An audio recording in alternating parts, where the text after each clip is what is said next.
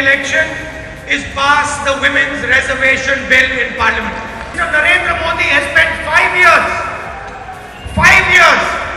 wasting India's time. The moment we come to power in 2019, we are going to restructure the Gabbar Singh tax and make it a real GST. Now the Congress party respects the rights of women, and the Congress party respects the tradition and culture of this great state. നമസ്കാരം, prime ഡിബേറ്റിലേക്ക് സ്വാഗതം. പൊതു തെരഞ്ഞെടുപ്പിന് കേരളത്തിൽ കോൺഗ്രസിന്റെയും UDFന്റെയും പ്രചാരണത്തിന് തുടക്കം കുറിച്ചുകൊണ്ട് കേരളത്തിലെത്തി രാഹുൽ ഗാന്ധിയുടെ പ്രസംഗം. RSSനും CPMനും കേഡറുകളുണ്ടെങ്കിലും രാജ്യത്തിന്റെ ഹൃദയം കോൺഗ്രസ് ആണെന്ന് ഉറക്കെ പറഞ്ഞ ACC അധ്യക്ഷന്റെ വാക്ക് കേൾക്കാൻ തടിച്ചുകൂടിയത് നിറഞ്ഞു കവിഞ്ഞ സദസ്സ്. അധികാരത്തിലെത്തിയാൽ GST പൊളിച്ചെടുക്കുമെന്നും മിനിമം വേതനം പദ്ധതി ഉറപ്പാക്കുമെന്നും പ്രഖ്യാപിച്ച് കയ്യടി നേടി രാഹുൽ ഗാന്ധി. എന്നാൽ അധികാരത്തിലെത്തിയാൽ വനിതാ സംവരണ ബിൽ പാസാക്കുമെന്നതുൾപ്പെടെ സ്ത്രീ സമത്വം ഉദ്ഘോഷിക്കുകയും വേദിയിൽ സ്ത്രീ സാന്നിധ്യം കുറഞ്ഞതിനെ വിമർശിക്കുകയും ചെയ്ത കോൺഗ്രസ് അധ്യക്ഷൻ രാഷ്ട്രീയ കേരളം ഇത്രയേറെ ചർച്ച ചെയ്ത ശബരിമലയിലെ സ്ത്രീ പ്രവേശനത്തെക്കുറിച്ച് വ്യക്തമായ നിലപാട് വ്യക്തമാക്കിയില്ല. BJPക്കെതിരെ ആഞ്ഞടിച്ച പ്രസംഗത്തിൽ കേരളത്തിൽ നേർക്കുനേർ ഏറ്റുമുട്ടുന്ന CPMനെതിരെ വലിയ ആയുധങ്ങൾ പുറത്തെടുത്തതുമില്ല. രാഹുൽ കേരളത്തിൽ കോൺഗ്രസിന് ഊർജമാകുമോ? പരിശോധിക്കുന്നു പ്രൈം ഡിബേറ്റ്.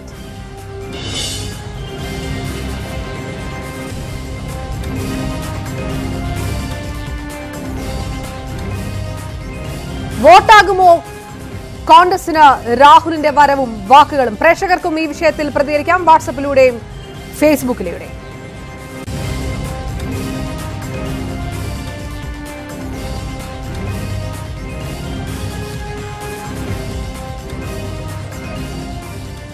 ചർച്ചയിൽ നമുക്കൊപ്പം ചേരുന്ന കോൺഗ്രസ് നേതാവ് ശ്രീ അജയ് തറയിൽ, CPM നേതാവ് കെൻ ബാലഗോപാൽ MP, ഒപ്പം രാഷ്ട്രീയ നിരീക്ഷകൻ നിസാം സേതും മാധ്യമപ്രവർത്തകൻ NP ചേക്കുട്ടിയും. പ്രൈം ഡിബേറ്റിലെ ചർച്ചകളിലേക്കും അതിഥികളിലേക്കും വരാം. ഒരു ചെറിയ ഇടവേള. പ്രൈം ഡിബേറ്റിലെ ചർച്ചയിലേക്ക് കടക്കുന്നു. ആദ്യം കോൺഗ്രസ് നേതാവ് അജയ് തറയിൽ. ശ്രീ അജയ് തറയിൽ, കോൺഗ്രസിന്റെ തെരഞ്ഞെടുപ്പ് പ്രചാരണത്തിന് ഇതിലും വലിയ ഒരു തുടക്കം കിട്ടാനില്ല. പ്രവർത്തകരുടെ നിറഞ്ഞു കവിഞ്ഞ പ്രവർത്തകരുടെ പങ്കാളിത്തം അടക്കം എത്രത്തോളം ശുഭ സൂചനയായി കാണണം രാഹുലിന്റെ വരവും വാക്കുകളും കോൺഗ്രസിന്?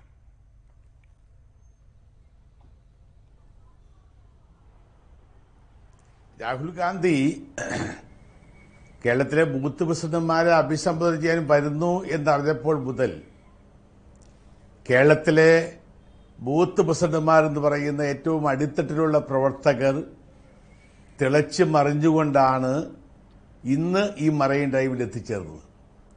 അക്ഷരാർത്ഥത്തിൽ കേരളത്തിലെ കോൺഗ്രസിനെ വൈബ്രന്റ് ആക്കിക്കൊണ്ട്, സാധാരണഗതിയിൽ ഞങ്ങളൊരു ബൂത്ത് പ്രസിഡന്റുമാരിലേക്ക് ചെല്ലണമെങ്കിൽ KPCC, DCC, ബ്ലോക്ക്, മണ്ഡലം, അത് കഴിഞ്ഞ് ബൂത്തിലേക്ക് ആണ് കോൺഗ്രസിന്റെ പ്രവർത്തന ശൈലി.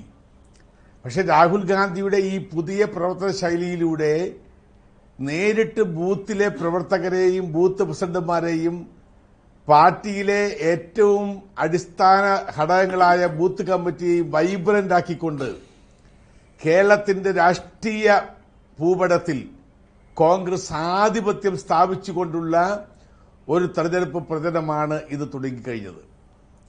കോൺഗ്രസിന്റെ ഒരു ആധിപത്യമാണ് ഇന്നത്തെ രാഹുൽ ഗാന്ധിയുടെ പ്രസംഗത്തോടു കൂടി വന്നിട്ടുള്ളത്. കാരണം ആ പ്രസംഗത്തിൽ കേരളത്തിന്റെ എല്ലാ ഉൾക്കാമ്പുള്ള എല്ലാ വിഷയങ്ങളെക്കുറിച്ചും രാഹുൽ ഗാന്ധി വളരെ ഇരുത്തം വന്ന ഒരു നേതാവിനെ പോലെ, ഇന്ദിരാഗാന്ധിയൊക്കെ കേരളത്തിൽ വരുമ്പോൾ പ്രസംഗിക്കുന്ന പോലെ കേരളത്തിന്റെ രാഷ്ട്രീയ, സാമ്പത്തിക, സാമൂഹിക ചുറ്റുപാടുകളെ അതിന്റെ മുഴുവൻ ഉൾക്കൊണ്ടുകൊണ്ട് കേരളത്തെക്കുറിച്ചും ഇന്ന് ഇന്ത്യയിലെ കാലിക രാഷ്ട്രീയത്തിൽ BJP ഗവൺമെന്റ് താഴെയിറക്കേണ്ടതിന്റെ ആവശ്യകത എന്താണ് എന്നതിനെക്കുറിച്ചും, നരേന്ദ്രമോദി എന്ന് പറഞ്ഞ BJP എന്ന് പറഞ്ഞ അഴിമതി നിറഞ്ഞ ഒരു ഗവൺമെന്റ്, ഈ രാജ്യത്തെ കൊള്ളയടിച്ച ഒരു ഗവൺമെന്റ്, ഈ രാജ്യത്തെ മുതലാളിത്തത്തിന്റെ ഗവൺമെന്റ് രാജ്യമാക്കിയും ദാരിദ്ര്യം പട്ടിണിപ്പാവക രാജ്യം എന്ന രീതിയിൽ രണ്ട് ആക്കി രാജ്യത്തെ വിഭജിച്ച നരേന്ദ്രമോദിയുടെ നിലപാടുകൾക്കെതിരെയുമുള്ള അതിശക്തമായ ഒരു നിലപാട്. അത് മാത്രമല്ല, കഴിഞ്ഞ ഒരു 25 വർഷമായി ഒരു രാഷ്ട്രീയ നേതാവും ധൈര്യമില്ലാത്ത ഇന്ത്യയിലെ കോർപ്പറേറ്റ് രാജാക്കന്മാർക്കെതിരെ, അദാനിക്കെതിരെ, അംബാനിക്കെതിരെ, അങ്ങനെ ഈ രാജ്യത്തെ എല്ലാ കോർപ്പറേറ്റുകൾക്കുമെതിരെ ഒരു രാഷ്ട്രീയ നേതാക്കന്മാരും പറയില്ല. ഞാൻ വെല്ലുവിളിക്കുകയാണ്. ഇന്ന് പോലും ശ്രീ പിണറായി വിജയനോ അല്ലെങ്കിൽ കമ്മ്യൂണിസ്റ്റ് പാർട്ടിക്കോ പോലും പറയാൻ കഴിയില്ല.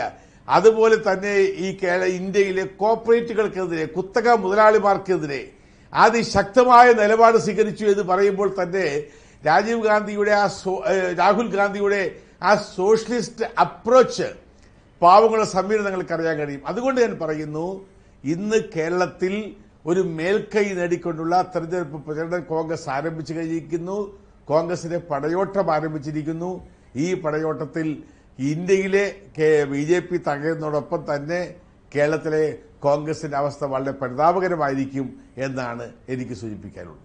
ശ്രീ നിസാം സെയ്ദ്, കോൺഗ്രസ് പ്രവർത്തകരുടെ ആവേശം, നേതാക്കളുടെ ആവേശം, നിറഞ്ഞു കവിഞ്ഞ സദസ്സ്, ഇതൊക്കെ കോൺഗ്രസിന് ഊർജ്ജമാകുമോ? ഊർജ്ജമായാൽ തന്നെ ഇതെല്ലാം കോൺഗ്രസിന് വോട്ടാകുമെന്ന ഒരു പ്രതീക്ഷയിലേക്ക് കടക്കണോ കാര്യങ്ങൾ ഇപ്പോൾ?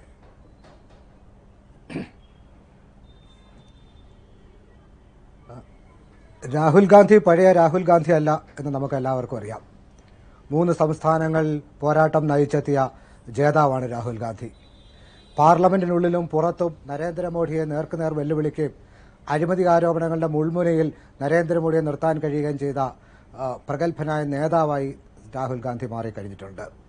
രാഹുൽ ഗാന്ധിയെ പപ്പു എന്നും ജോക്കർ എന്നും ഒക്കെ വിളിച്ച് അധിക്ഷേപിക്കുമ്പോൾ ഒരു കാലത്ത് ജനങ്ങൾ ആസ്വദിച്ചിരുന്നെങ്കിൽ ഇന്ന് വിളിക്കുന്നവരെ നോക്കി ജനങ്ങൾ ചിരിക്കുന്ന ഒരവസ്ഥയിലേക്ക് രാഹുൽ ഗാന്ധി വളർന്നിരിക്കുന്നു. കേരളത്തിൽ തന്നെ രാഹുൽ ഗാന്ധി എന്നല്ല, കോൺഗ്രസിന്റെ ഹൈക്കമാൻഡ് കഴിഞ്ഞ കുറേ കാലമായി ലോ കമാൻഡ് ആയിരുന്നു എന്ന് നമുക്കറിയാം. കേരളത്തിലെ കോൺഗ്രസ്സുകാർക്കിടയിൽ ഹൈക്കമാൻഡ് ശക്തി സംഭരിച്ച് വീണ്ടും പഴയ ആരോഗ്യത്തിലേക്ക് തിരിച്ചെത്തിയ ശേഷമുള്ള രാഹുൽ ഗാന്ധിയുടെ ഒരു സന്ദർശനമാണിത്. നമുക്ക് ഉറപ്പിച്ച് പറയാൻ കഴിയുന്ന ഒരു കാര്യം, 2014 തെരഞ്ഞെടുപ്പിൽ രാഹുൽ ഗാന്ധിയെ ഒരു ബാധ്യതയായാണ് കോൺഗ്രസ് സ്ഥാനാർത്ഥികൾ കണക്കാക്കിയിരുന്നെങ്കിൽ രാഹുൽ ഗാന്ധി തെരഞ്ഞെടുപ്പ് പ്രചരണത്തിന് എത്തുന്നത് ആളിന്റെയും അർത്ഥത്തിന്റെയും ഒരു വേസ്റ്റ് ആയിട്ടാണ് കേരളത്തിലെ കോൺഗ്രസ് സ്ഥാനാർത്ഥികളും പ്രവർത്തകരും നേതാക്കന്മാരും ഒക്കെ കണ്ടിരുന്നെങ്കിൽ 2019 പാർലമെന്റ് തെരഞ്ഞെടുപ്പിൽ കേരളത്തിലെ മുഴുവൻ നിയോജകമണ്ഡലങ്ങളിലും രാജീവ് ഗാന്ധി പ്രചരണത്തിന് എത്തണമെന്ന് എല്ലാ UDF സ്ഥാനാർത്ഥികളും ആഗ്രഹിക്കുന്ന ഒരവസ്ഥയിലേക്ക് എത്തിയിരിക്കുന്നു. കേരളത്തിലെ ഒരുപക്ഷെ ഇന്ത്യയിൽ തന്നെ നരേന്ദ്രമോദിയേക്കാൾ ജനപ്രീതിയുടെ അളവിൽ രാഹുൽ ഗാന്ധി ഏറ്റവും അധികം ലീഡ് ചെയ്യുന്ന സ്ഥലങ്ങളിലൊന്നായിരിക്കും കേരളം. മതന്യൂനപക്ഷങ്ങൾക്കിടയിൽ BJP ഗവൺമെന്റ് പുറത്തു പോകണമെന്ന് ആഗ്രഹിക്കുന്ന എല്ലാ വിഭാഗം ജനങ്ങൾക്കുമിടയിൽ രാഹുൽ ഗാന്ധി വലിയ ജനപ്രീതി നേടിക്കഴിഞ്ഞിരിക്കുന്നു. അടുത്ത കാലത്ത് നടന്ന രാഹുൽ ഗാന്ധിയുടെ ദുബൈ സന്ദർശനത്തിന്റെ അഭൂതപൂർവമായ വിജയം വെളിവാക്കുന്ന ഒരു കാര്യം, രാഹുൽ ഗാന്ധിയിൽ ഈ തെരഞ്ഞെടുപ്പിൽ കേരളത്തിൽ ചെലുത്താൻ കഴിയുന്ന സ്വാധീനത്തെക്കുറിച്ചാണ്. നമുക്കെല്ലാം അറിയാം, കേരളത്തിലെ എല്ലാ വിഭാഗങ്ങളിൽ നിന്നും, പ്രത്യേകിച്ചും മലബാർ മേഖലയിൽ നിന്നും ഒരു കുടുംബത്തിൽ നിന്ന് ഒരാളെങ്കിലും ഗൾഫ് മേഖലയിൽ ജോലി ചെയ്യുന്നുണ്ട്. ഈ വീടുകളിൽ അവരുടെ നാട്ടിലുള്ള കുടുംബങ്ങളിലൊക്കെ ആർക്ക് വോട്ട് ചെയ്യണം എന്നൊക്കെ തീരുമാനിക്കുന്നത് അവരുടെ ഗൾഫിലുള്ള കുടുംബനാഥന്മാരാണ്. ആ കുടുംബനാഥന്മാരൊക്കെ രാഹുൽ ഗാന്ധിയുടെ സന്ദർശനത്തിൽ വലിയ ആവേശത്തോടുകൂടി പങ്കെടുത്തു, വലിയ ആഹ്ലാദഭരിതരായിരുന്നു. രാഹുൽ ഗാന്ധി ഇന്ത്യൻ പ്രധാനമന്ത്രിയാകുന്നതിനെ അവർ ആവേശപൂർവ്വം കാത്തിരിക്കുന്നു എന്ന സന്ദേശമാണ് അവർ നാട്ടിലേക്ക് പകർന്നു കൊടുത്തിട്ടുള്ളത്. ഇതുകൊണ്ടൊക്കെ തന്നെ രാഹുൽ ഗാന്ധിയുടെ വരവ് കേരളത്തിലെ കോൺഗ്രസിന് വോട്ടായി മാറും, കേരളത്തിലെ കോൺഗ്രസിലെ പ്രവർത്തകരുടെ ഊർജ്ജം പകരും. തീർച്ചയായും നിസാം സെയ്ദ്, തിരികെ വരാം. ശ്രീ KN ബാലഗോപാൽ, അത് കോൺഗ്രസിന്റെ പ്രതീക്ഷയാണ്. രാഷ്ട്രീയ നിരീക്ഷകരുടെ വിലയിരുത്തലുകൾ ഒരു വശത്ത്. 2 തവണ കഴിഞ്ഞ ദിവസങ്ങളിൽ 2 തവണയാണ് പ്രധാനമന്ത്രി നരേന്ദ്രമോദി കേരളത്തിലെത്തിയത്. അദ്ദേഹം CPM-നെതിരെ, ഇടത് സർക്കാരിനെതിരെ കടുത്ത വിമർശനങ്ങൾ നടത്തിപ്പോയ പ്രധാനമന്ത്രിക്കെതിരെ രൂക്ഷമായ വിമർശനങ്ങൾ ദേശീയ തലത്തിൽ കൊടുക്കുക കൂടിയായിരുന്നു രാഹുൽ ഗാന്ധി ഇന്ന്. അതായത് കോൺഗ്രസിന് വേണ്ടി മാത്രമല്ല, CPM-ന് കൂടി വേണ്ടി നടത്തിയതായി പോയോ രാഹുൽ ഗാന്ധിയുടെ വരവും ഈ പ്രസംഗവും?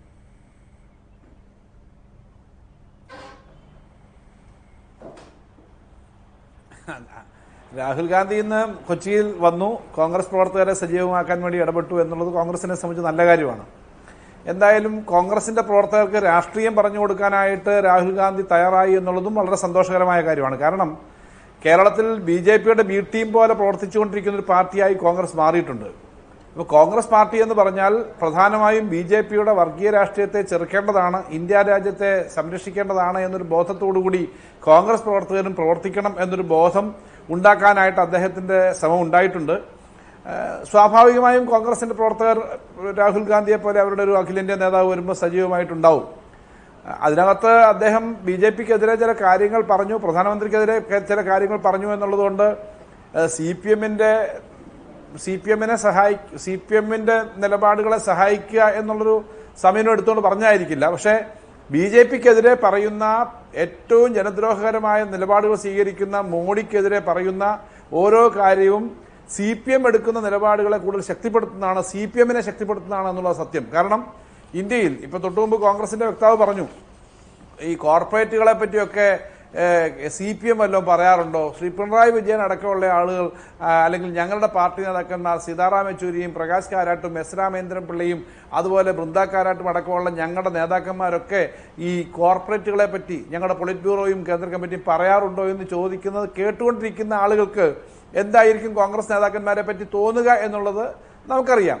ഇന്ത്യയിൽ ഇത്തരം നിലപാടുകൾക്കെതിരെ, കോർപ്പറേറ്റുകളെ സംരക്ഷിക്കുന്ന കോൺഗ്രസിന്റെ നിലപാടിനെതിരെ ഞങ്ങൾ ശക്തമായ നേരത്തെ നിലപാടെടുത്തു എന്നുള്ളതാണ് ഒരു ഘട്ടത്തിൽ കോൺഗ്രസിന് ഏറ്റവും വലിയ ശക്തമായ വിരോധമായിരുന്നു ഞങ്ങളോട്. ഇപ്പോഴും വിരോധത്തിന് കുറവില്ല. പക്ഷേ അഖിലേന്ത്യാ തലത്തിൽ ശ്രീ രാഹുൽ ഗാന്ധിക്കടക്കം അറിയാം, ഇന്ത്യയിലെ മതനിരപേക്ഷ ഗവൺമെന്റ് ഉണ്ടാവുന്നതിന് ഏറ്റവും വലിയ പങ്കാളിത്തം വഹിക്കുന്നതും നേതൃത്വം വഹിക്കുന്നതും എണ്ണത്തിൽ മാത്രമല്ല രാഷ്ട്രീയമായി അത്തരമൊരു നിലപാടെടുക്കാൻ വേണ്ടിയിട്ട് ഏറ്റവും സജീവമായി നിൽക്കുന്നത് ഇടതുപക്ഷമായിരിക്കും, ഇടതുപക്ഷത്തിന്റെ രാഷ്ട്രീയമായിരിക്കും എന്നുള്ള അദ്ദേഹത്തിന് അറിയാം. അതുകൊണ്ട് തന്നെ ഈ അദ്ദേഹം പറഞ്ഞ രണ്ട് തരം ഇന്ത്യയുണ്ട്, അത് കോർപ്പറേറ്റുകളുടെ ഇന്ത്യ, അതുപോലെ സാധാരണക്കാരുടെ ഇന്ത്യ എന്നുള്ളത് ആദ്യം പറഞ്ഞതും ഏറ്റവും കൂടുതൽ ക്യാമ്പയിൻ ചെയ്തതും CPM ആണ്. CPM ജനറൽ സെക്രട്ടറിയാണ് തിളങ്ങുന്ന ഇന്ത്യയെ പറ്റിയും ദരിദ്രന്റെ ഇന്ത്യയെ പറ്റിയുമുള്ള കാര്യങ്ങൾ നേരത്തെ പറഞ്ഞു. അപ്പോൾ ആ ഒരു കാര്യത്തിനകത്തൊക്കെ ഞങ്ങൾ പറയുന്ന കാര്യങ്ങൾ കോൺഗ്രസ് അംഗീകരിക്കുന്നു എന്നുള്ളതിനകത്ത് സന്തോഷമുണ്ട്. പക്ഷേ ഇതിനേക്കാളും വലിയ ആവേശകരമായ രംഗങ്ങൾ 2004 ഉണ്ടായിരുന്നു. സോണിയാഗാന്ധി ആയിരുന്നു അന്ന് പ്രധാനമന്ത്രി കാൻഡിഡേറ്റ് ആയിട്ട് പറഞ്ഞിരുന്നത്. പിന്നീടാണ് തെരഞ്ഞെടുപ്പെല്ലാം കഴിഞ്ഞിട്ടാണ് മൻമോഹൻ സിംഗ് വന്നത്. ഓർമ്മയുണ്ടാവും, എനിക്കൊക്കെ ഓർമ്മയുണ്ട്, ഞങ്ങൾ ഇതിനകത്തിരിക്കുന്ന പലർക്കും ഓർമ്മയുണ്ടാവും. സോണിയാഗാന്ധി പ്രധാനമന്ത്രിയാകണമെന്ന് പറഞ്ഞിട്ട് ആത്മാഹൂതി നാടകം വരെ കോൺഗ്രസ് പ്രവർത്തകർ നടന്നു. അപ്പോൾ സോണിയാഗാന്ധിയെ മുന്നിൽ നിർത്തിക്കൊണ്ട് ആവേശകരമായ പ്രവർത്തനം തന്നെയാണ് 2004 നടത്തിയത്. ആ 2004 മതനിരപേക്ഷതയ്ക്ക് വേണ്ടി നടത്തിയിട്ടുള്ള വലിയ പ്രവർത്തനങ്ങളിൽ വോട്ട് ഏറ്റവും ക്രെഡിബിൾ ആയിട്ടുള്ള, ഏറ്റവും വിശ്വാസയോഗ്യമായിട്ടുള്ള ഒരു പാർട്ടി എന്ന നിലയിൽ, ഇന്ത്യയിലെ പ്രതിപക്ഷം എന്ന നിലയിൽ CPM-നും ഇടതുപക്ഷത്തിനും ഇടതുപക്ഷ ജനാധിപത്യ മുന്നണിക്കും അനുകൂലമായിട്ടാണ് കേരളത്തിൽ 2004 വോട്ടിംഗ് വന്നത്. അപ്പോൾ അത്തരം ഒരു രാഷ്ട്രീയം ഇന്ത്യയിലുണ്ട്. കാരണം CPM-നും ഇടതുപക്ഷത്തിനും ഞങ്ങളുടെ മുന്നണിയിലുള്ള ഇടതുപക്ഷ കക്ഷികൾക്കുമെല്ലാം ഞങ്ങളെടുക്കുന്ന നിലപാടുകൾ ഇന്ത്യൻ രാഷ്ട്രീയത്തിൽ ഏറ്റവും നിർണായകവും നല്ലതുമായ നിലപാടാണെന്ന് അംഗീകരിക്കുന്നവരാണ് രാജ്യത്താകെയുള്ളത്, കേരളത്തിലുള്ളത്. അതുകൊണ്ട് ശ്രീ രാഹുൽ ഗാന്ധി അടക്കമുള്ള ആളുകൾ കേരളത്തിലേക്ക് വന്ന് BJP-ക്കെതിരെയുള്ള ദേശീയ രാഷ്ട്രീയം ചർച്ച ചെയ്യുന്നത് ഇടതുപക്ഷത്തിന് അനുകൂലമായിട്ട് ആളുകളെ കൂടുതൽ ചിന്തിപ്പിക്കാൻ സഹായിക്കും. അല്ലാതെ കോൺഗ്രസ്സുകാർ വിചാരിക്കുന്നത് പോലെ ഇടതുപക്ഷത്തിനെ തകർക്കാനാണ് ഇതെന്ന് ജനങ്ങൾ ചിന്തിക്കില്ല. കാരണം ഈ രാഷ്ട്രീയം ഏറ്റവും നന്നായി ഇന്ത്യയിൽ നടപ്പാക്കാൻ കഴിയുന്നത്, BJP-യെ ഭരണത്തിൽ നിന്ന് ഒഴിവാക്കി നിർത്താൻ കഴിയുന്നത്, അവരുടെ അഴിമതിയിൽ നിന്ന് രാജ്യത്തെ രക്ഷിക്കാൻ കഴിയുന്നത്, മതനിരപേക്ഷത സംരക്ഷിക്കാൻ കഴിയുന്നത് ഇടതുപക്ഷ രാഷ്ട്രീയത്തിനാണ് എന്നുള്ളത് ആത്മാർത്ഥമായി ജനങ്ങൾ കൂടുതൽ മനസ്സിലാക്കുന്ന ഘട്ടത്തിൽ കൂടി തന്നെയാണ് കേരളം കടന്നു പോകുന്നത്. ഇത്തരം പ്രചരണം വരുന്നതും അതിന് സഹായകരമാണ് എന്നാണ് ഞാൻ കരുതുന്നത്. ശ്രീ NP ചെക്കുട്ടി, ഇതുവരെ കേരളം കണ്ട ലോക്സഭാ ചരിത്രം പരിശോധിക്കുമ്പോൾ വ്യത്യസ്തമായുള്ള ഒരു സീനിലേക്ക് കാര്യങ്ങൾ കടക്കുന്നു. നേർക്കുനേർ മത്സരിക്കുന്നത് CPM-ഉം കോൺഗ്രസും ആണ്, അല്ലെങ്കിൽ ഇടത് പാർട്ടിയും UDF-ഉം LDF-ഉം തമ്മിലാണ് കേരളത്തിൽ നേർക്കുനേർ മത്സരം നടക്കുന്നത് എല്ലായിടത്തും. BJP എവിടെയാണ് ചിത്രത്തിൽ വരുന്നത്? എന്നിട്ട് പോലും രാഹുൽ ഗാന്ധി ഈ കേരളത്തിൽ വന്ന് സംസാരിക്കുമ്പോൾ വിമർശിക്കുന്നത് BJP-യാണ്, മോദി സർക്കാരിന് എതിരെയാണ്.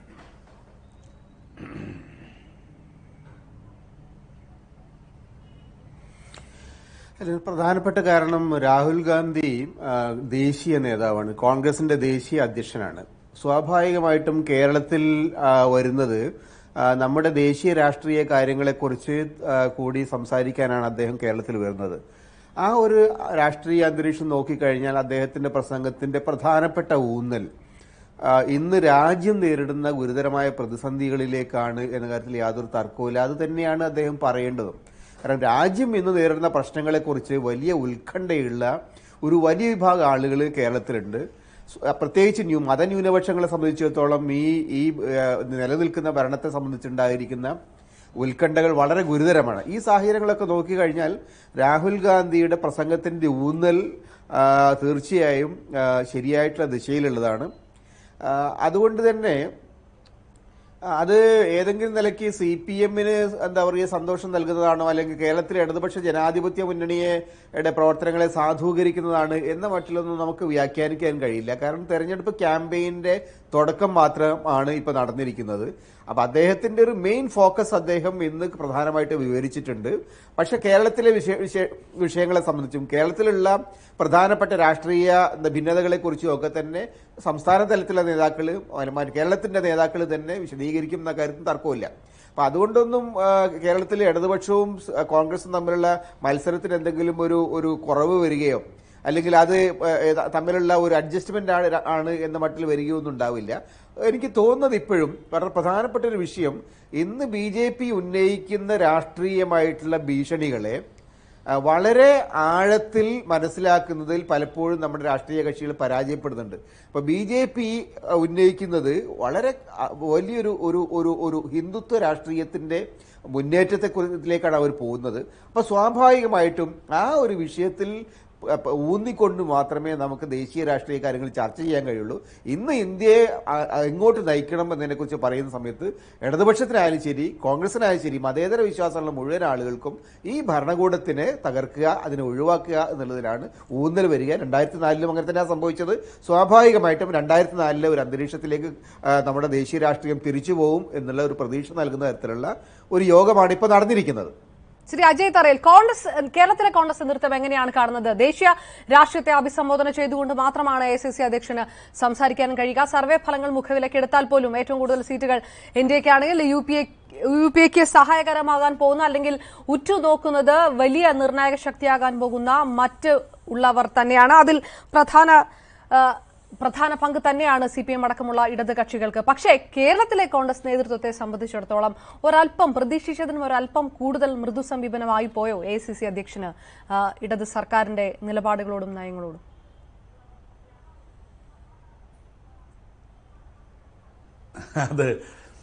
അതാണ് രാഹുൽ ഗാന്ധിയുടെ നെഹ്റു കുടുംബത്തിന്റെ മഹത്വം എന്ന് പറയുന്നത്.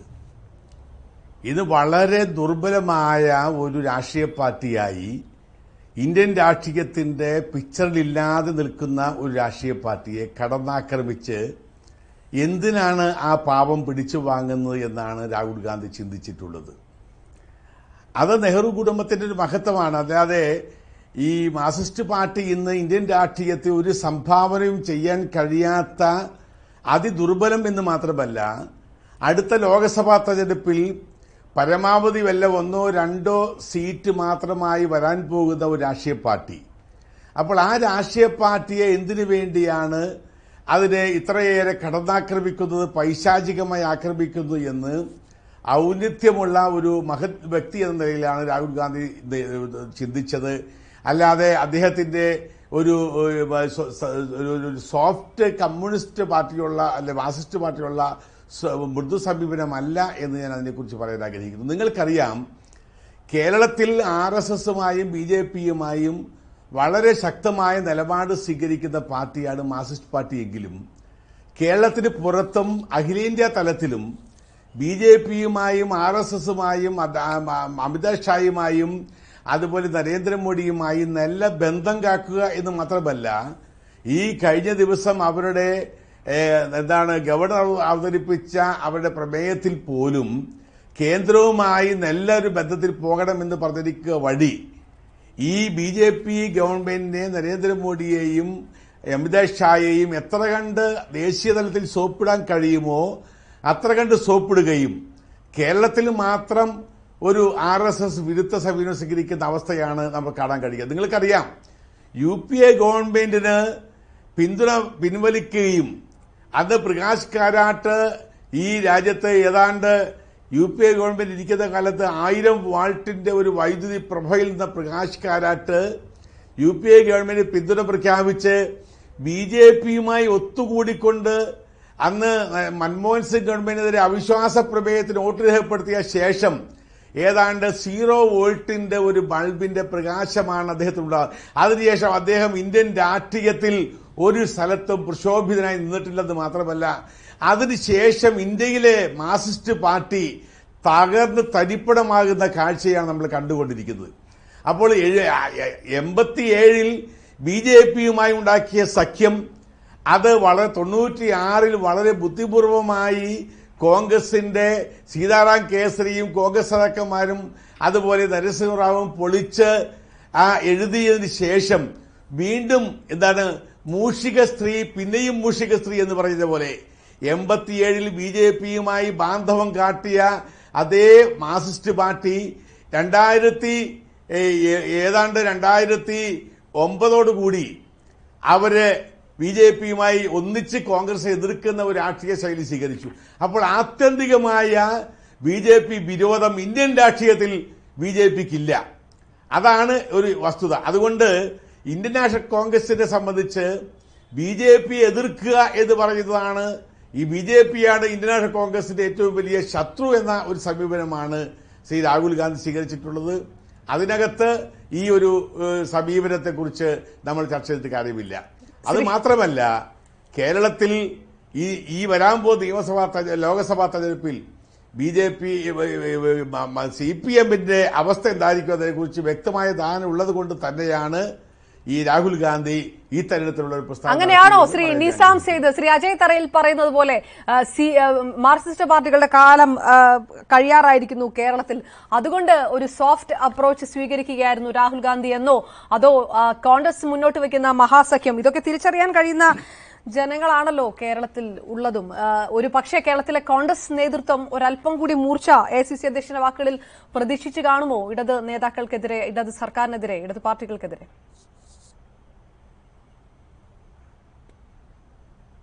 രാഹുൽ ഗാന്ധിയുടെ ഇന്നത്തെ പ്രസംഗം കേരളത്തിലെ ഇടതുപക്ഷത്തിന് എന്തെങ്കിലും ആശ്വാസം പകരുന്ന ഒന്നാണ് എന്ന് ഞാൻ കരുതുന്നില്ല.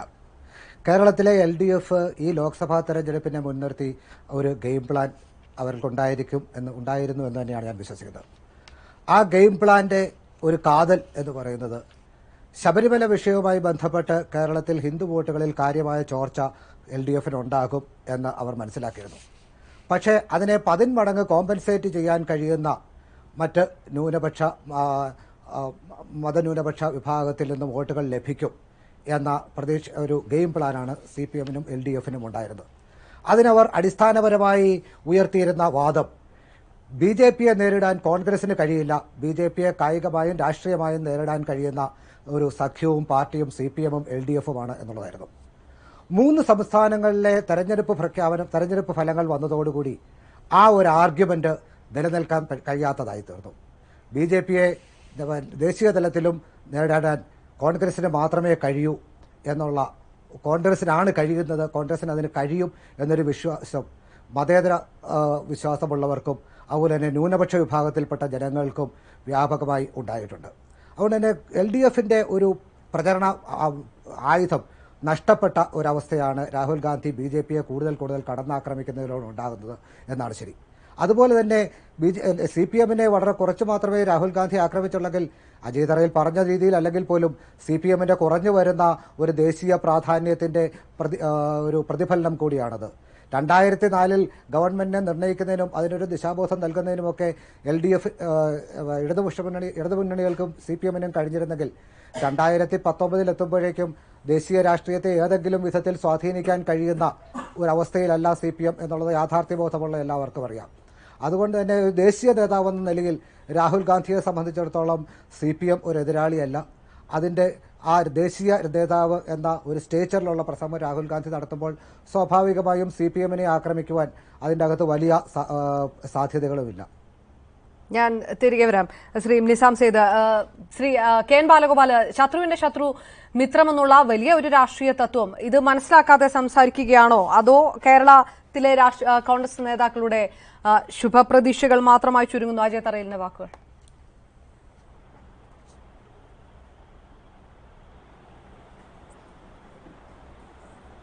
ഈ ചർച്ചയ്ക്കകത്ത് കേൾക്കുന്നവർക്കറിയാം, 2 പേർ, ഇപ്പോൾ ശ്രീ അജയ് തറയിലും അതിനുശേഷം രാഷ്ട്രീയ നിരീക്ഷകൻ എന്ന നിലയിൽ അവതരിപ്പിക്കുന്ന ശ്രീ നിസാം സെയ്ദും, 2 പേരും കോൺഗ്രസിന്റെ അതിശക്തമായ ആർഗ്യുമെന്റുകളാണ് പറയുന്നത്. ആ കോൺഗ്രസിന്റെ അതിശക്തമായ ആർഗ്യുമെന്റ് പറയുമ്പോൾ അതിന് ലോജിക്ക് വേണം. ആദ്യം ശ്രീ അജയ് തറയിൽ പറഞ്ഞു വളരെ ഹൃദയവിശാലത ഉള്ളതുകൊണ്ടാണ് അദ്ദേഹം കേരളത്തെ ഒന്ന് സംസാരിക്കുന്നത്. കേരളത്തിലെ ഇന്ത്യയിലാകെ ദുർബലമായി, കേരളത്തിലും ദുർബലമായിക്കൊണ്ടിരിക്കുകയാണ് കമ്മ്യൂണിസ്റ്റ് പാർട്ടി, ഇടതുപക്ഷത്തിനെ ഒക്കെ അതുകൊണ്ടാണെന്നും പറയാത്തത്. ഇദ്ദേഹം ചെറിയ സംസ്ഥാനങ്ങളിൽ, ഇപ്പോൾ മിസോറാമിലോ മേഘാലയയിലോ ആ സംസ്ഥാനത്ത് മാത്രമുള്ള രാഷ്ട്രീയ പാർട്ടിക്കെതിരെ, അല്ലെങ്കിൽ ആസാമിൽ പോയാൽ അവിടുത്തെ രാഷ്ട്രീയ പാർട്ടിക്കെതിരെ, മറ്റു സ്ഥലത്ത് പോയാൽ അവിടുത്തെ രാഷ്ട്രീയ പാർട്ടികൾക്കെതിരെ പറയില്ലേ? പറയേണ്ടി വരും. പക്ഷെ ഇപ്പൊ പറയുന്നതിന് ബുദ്ധിമുട്ടുണ്ട്. കാരണം അതത് സംസ്ഥാനങ്ങളിൽ ഏറ്റവും മെച്ചപ്പെട്ട് നിൽക്കുന്ന പ്രാദേശികമായ രാഷ്ട്രീയ പാർട്ടികളെ ആ ചെറിയ സ്റ്റേറ്റ്, നോർത്ത് ഈസ്റ്റ് പോലുള്ള സ്റ്റേറ്റുകളിൽ പോലും ശ്രീ രാഹുൽ ഗാന്ധിയോ കോൺഗ്രസിന്റെ പ്രധാനപ്പെട്ട ദേശീയ നേതാക്കന്മാരോ പോയി പറയില്ല. കാരണം അവിടുന്ന് ജയിച്ചു വരുന്നത് ആ പ്രാദേശിക പാർട്ടിയിലെ ആളുകളാണ്. അവർ BJP എതിർത്തുകൊണ്ടാണ് വരുന്നത്. BJP എതിർത്തുകൊണ്ട് വരുന്നവർ ദേശീയ തലത്തിൽ ഒരു ബദൽ ഗവൺമെന്റ് ഉണ്ടാക്കാൻ പിന്തുണയ്ക്കുന്നവരാണ്. കേരളത്തിൽ വന്ന രാഹുൽ ഗാന്ധിക്കും അറിയാം, കേരളത്തിൽ നിന്ന് ഏറ്റവും കൂടുതൽ മുന്നിൽ വരാൻ പോകുന്നത് 2004 ആ അനുഭവം ഞാൻ ഓർമ്മിപ്പിച്ചത്, അത്തരമൊരു സ്ഥിതി തന്നെ ആവർത്തിക്കാനുള്ള സാധ്യതയുണ്ട്. ഏറെ സീറ്റുകൾ കിട്ടി ഇടതുപക്ഷമാണ് വരുന്നത്. ഇടതുപക്ഷം എടുക്കുന്ന നിലപാടുകൾ ദേശീയ രാഷ്ട്രീയത്തിൽ ഒരു മതനിരപേക്ഷ ഗവൺമെന്റിന് വേണ്ടിയിട്ടാണ്. ഏറ്റവും ഗ്യാരണ്ടി ഉള്ളത് ഇടതുപക്ഷത്തിന്റെ വോട്ടുകളാണ് എന്നുള്ളതിനകത്ത് ശ്രീ രാഹുൽ ഗാന്ധിക്ക് അറിയാം. പിന്നെ ഇവിടെ കോൺഗ്രസിന്റെ വക്താവ് ഒരു കാര്യം പറയുന്നത് കേരളത്തിനകത്ത് ഈ എല്ലാം BJP ഇവർ എതിർക്കുന്നുണ്ട്. കേരളത്തിന് പുറത്തിലൊക്കെ CPM പോയി കഴിഞ്ഞാൽ വലിയ ബന്ധമാണ് അമിത്ഷായായിട്ടും പിന്നെ മോഡിയായിട്ടും എന്നൊക്കെ പറഞ്ഞാൽ കോൺഗ്രസ് നേതാക്കന്മാർ ഇങ്ങനെ സംസാരിക്കുമ്പോൾ എന്താണ് സംസാരിക്കുന്നതെന്ന് ജനങ്ങൾ നോക്കില്ലേ? CPMന്റെ കേന്ദ്ര കമ്മിറ്റി ഓഫീസ് എത്ര തവണ ആക്രമിച്ചു? CPMന്റെ ജനറൽ സെക്രട്ടറി ഉൾപ്പെടെ ആക്രമിക്കാൻ ശ്രമിച്ചില്ലേ? വിവിധ സംസ്ഥാനങ്ങളിൽ ഞങ്ങൾ ചെറിയ ശക്തിയായിട്ടുള്ള സംസ്ഥാനങ്ങളിൽ പോലും ആക്രമിക്കാനായിട്ടുള്ള ആക്രമണം വരുന്നില്ലേ? കേരളത്തിന്റെ മുഖ്യമന്ത്രി മധ്യപ്രദേശിൽ പോയപ്പോൾ അവിടെ പുറത്തിറങ്ങാതെ തടയും എന്ന് പറഞ്ഞിട്ട് അതിന് സപ്പോർട്ട് ചെയ്യുന്ന സമീപനം അടുത്ത് ഗവൺമെന്റ് എടുത്തില്ലേ? എന്തിന്? തൊട്ടപ്പുറത്ത് കർണാടകത്തിൽ ബിജെപിക്ക് സ്വാധീനമുള്ള ഒരു സമയത്ത് അവരുടെ സ്വാധീനമുള്ള മേഖലയിൽ കേരളത്തിന്റെ മുഖ്യമന്ത്രി മംഗലാപുരത്ത് പോയി കഴിഞ്ഞാൽ തടയുമെന്ന് സമീപനം എടുത്തില്ലേ? കോൺഗ്രസ് നേതാക്കന്മാരെ എവിടെയും അങ്ങനെ നിൽക്കുന്നില്ലല്ലോ. CPMന്റെ സംസ്ഥാന സെക്രട്ടറി സഹാവ് കൊടിയേരി ഡൽഹി ചെല്ലുമ്പോൾ കേരള ഹൗസിൽ നേരെ ഇതുപോലെ വന്നില്ലേ? കേരള ഹൗസിലേക്ക് BJPയും കോൺഗ്രസും കൂടെ ചേർന്നില്ലേ കേരള ഹൗസിൽ ശബരിമല സംഭവത്തിനകത്ത് CPM നേതാക്കന്മാർക്കും കേരളത്തിലെ ഇടതുപക്ഷ മന്ത്രിമാർക്കും എതിരെയുള്ള പ്രകടനങ്ങളും കാര്യങ്ങളും നടത്തിയത്? ഇങ്ങനെ നടത്തുന്ന ഒരു പാർട്ടിയുടെ നേതാവ് പറയാം, ഇന്ത്യയിലാകെ CPMന്റെ നേതാക്കന്മാർ, ഇടതുപക്ഷത്തിന്റെ നേതാക്കന്മാർ, കേരളത്തിലെ ഇടതുപക്ഷ മുന്നണിയുടെ നേതാക്കന്മാർ, ബംഗാൾ എടുത്താലും അവിടുത്തെ CPIയുടെ നേതാക്കന്മാരെയും അവിടുത്തെ CPMന്റെ നേതാക്കന്മാരെ ഉൾപ്പെടെയുള്ളവരെ അവിടെ ആക്രമിക്കുന്നുണ്ട്, പുറത്തു വരുമ്പോഴും ആക്രമിക്കുന്ന സംഭവങ്ങൾ നടക്കുക. എവിടെയും കോൺഗ്രസിന്റെ ആളുകളെ ആക്രമിക്കുന്നില്ല. ആകെ ആക്രമിക്കുന്നത് കോൺഗ്രസിന്റെ ആളുകളെ ആക്രമിക്കുന്നത് കർണാടകത്തിൽ അവിടെ റിസോർട്ടിൽ താമസിക്കുന്ന കോൺഗ്രസ് നേതാക്കന്മാർ തമ്മിൽ കുപ്പിയോണ്ട് അടിയുണ്ടാവുന്ന ആക്രമണമേ ഉള്ളൂ. ആ കോൺഗ്രസിന് എന്നാണ് ആ കർണാടകത്തിലെ മന്ത്രിസഭ പോകുന്നതെന്നറിയില്ല. അങ്ങനെയുള്ള കോൺഗ്രസിന്റെ നേതാക്കന്മാർ പറയുകയാണ് CPMന്റെ നേതാക്കന്മാർക്ക് BJPയോട് കേരളത്തിലുള്ള എതിർപ്പ്, കേരളത്തിന് പുറത്തിറങ്ങി കഴിഞ്ഞാൽ CPM BJPയെ സഹായിക്കുകയാണ് എന്നൊക്കെ പറഞ്ഞാൽ ഇതൊക്കെ അങ്ങേയറ്റം എങ്ങനെയാണ് ആളുകൾ എടുക്കുന്നതെന്നുള്ള വാക്കെനിക്ക് കിട്ടുന്നില്ല.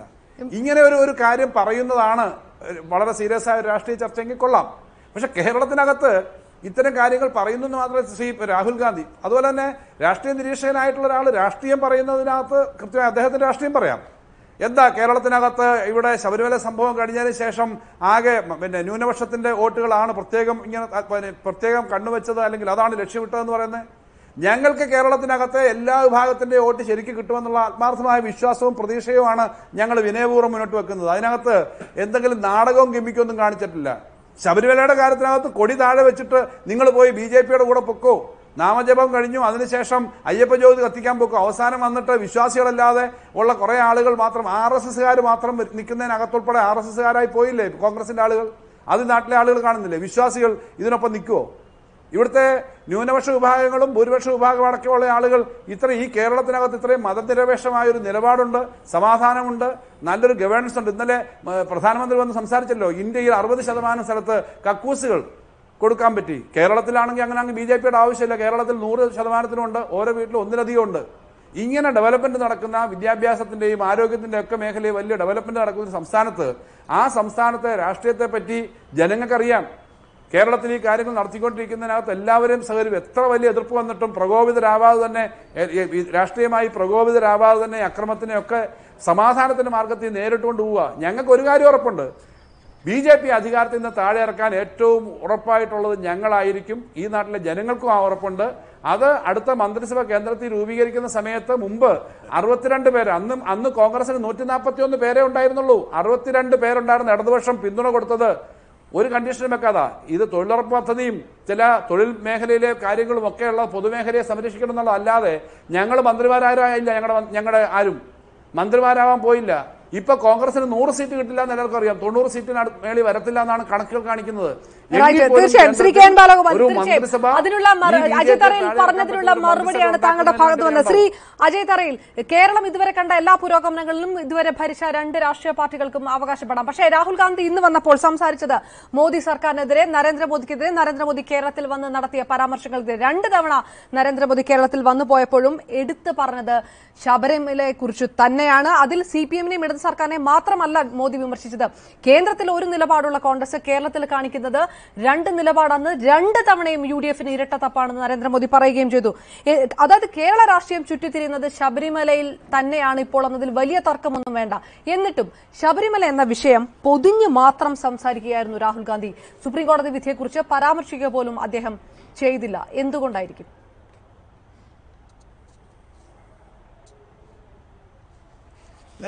രാഹുൽ ഗാന്ധി വളരെ കൃത്യമായി പറഞ്ഞില്ലേ, ജെൻഡർ ജസ്റ്റിസിന്റെ കാര്യത്തിൽ ഈ ഗവൺമെന്റ്, എന്റെ പാർട്ടിയും ഞാനും ജെൻഡർ ജസ്റ്റിസിനാണ് നിൽക്കുന്നത്.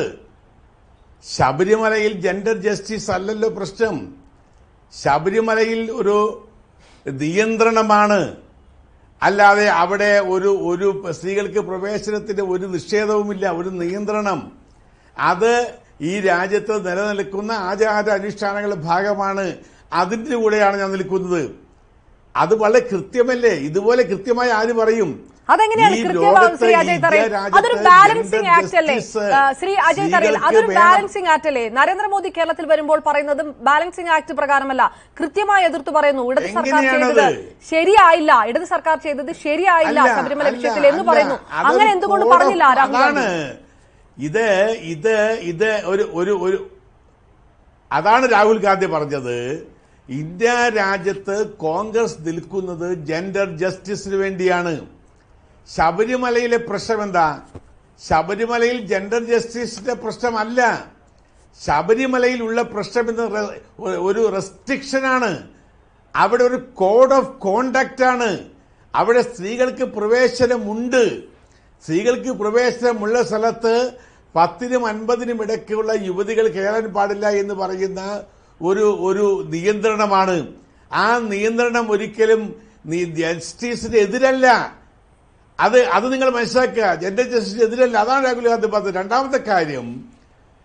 രണ്ടാമത്തെ കാര്യം കേരളത്തിലെ കമ്മ്യൂണിസ്റ്റ് പാർട്ടിക്ക് വന്നിരിക്കുന്ന ഏറ്റവും വലിയ ദുരന്തം എന്ന് പറയുന്നത് അവരുടെ ഏറ്റവും വലിയ വോട്ട് ബാങ്കായ ഹൈന്ദവ വോട്ട് ബാങ്കുകൾ അവർക്ക് പൂർണ്ണമായി നഷ്ടപ്പെട്ട് കഴിഞ്ഞപ്പോൾ അവർ SNDP യോഗത്തെയും KPMS-നെയും അതുപോലെയുള്ള പിന്നോക്ക സമുദായത്തിലെ കുറെ രാഷ്ട്രീയ പാർട്ടികളെയും പിടിക്കാൻ ശ്രമിച്ചു.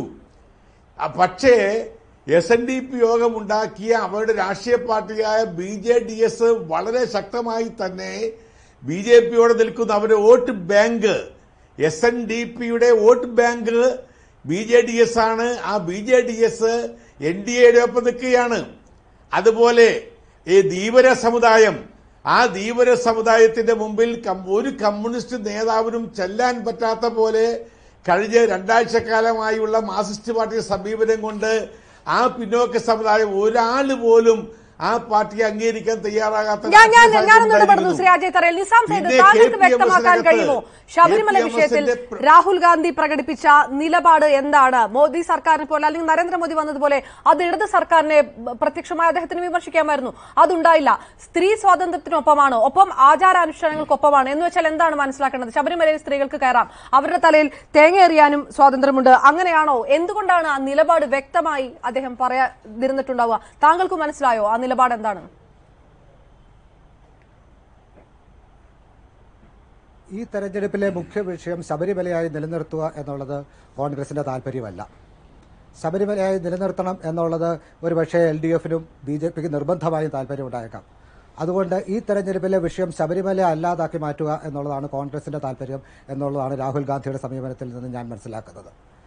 സ്ത്രീ സമത്വത്തിന് വേണ്ടി പാർലമെന്റിലെ നിയമസഭകളിലും സീറ്റുകൾ റിസർവ് ചെയ്യും, അതുപോലെ സ്ത്രീ ശാക്തീകരണത്തിന് മറ്റ് നടപടികൾ സ്വീകരിക്കും എന്നൊക്കെ പറയുമ്പോഴും ശബരിമലയിലെ സ്ത്രീ പ്രവേശമാണ് സ്ത്രീ സ്വാതന്ത്ര്യത്തിന്റെ കേരളത്തിലെ ഏറ്റവും വലിയ നിർണായക മുഹൂർത്തം എന്ന് കേരളത്തിലെ വലിയ ശതമാനം സ്ത്രീകളും കേരളത്തിലെ വലിയ ശതമാനം ജനവിഭാഗങ്ങളും കോൺഗ്രസും വിശ്വസിക്കുന്നില്ല എന്നുള്ളതാണ് രാഹുൽ ഗാന്ധിയുടെ പ്രസ്താവനയിൽ നിന്നും ഞാൻ മനസ്സിലാക്കുന്നത്.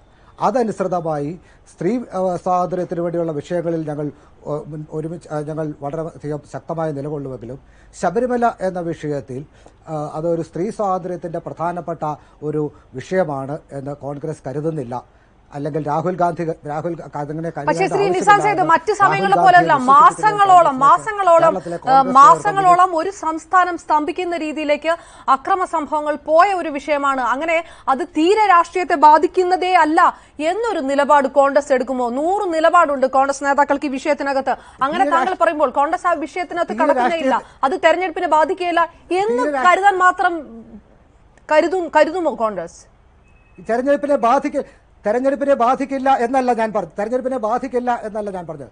അതിനെ ചുറ്റിപ്പറ്റി മാത്രം ഈ തെരഞ്ഞെടുപ്പിനെ നിർണ്ണയിക്കണം എന്ന് നിർബന്ധമുള്ള ശരി. അപ്പോൾ തെരഞ്ഞെടുപ്പിനെ ബാധിക്കുന്ന വിഷയത്തിൽ മറുപടി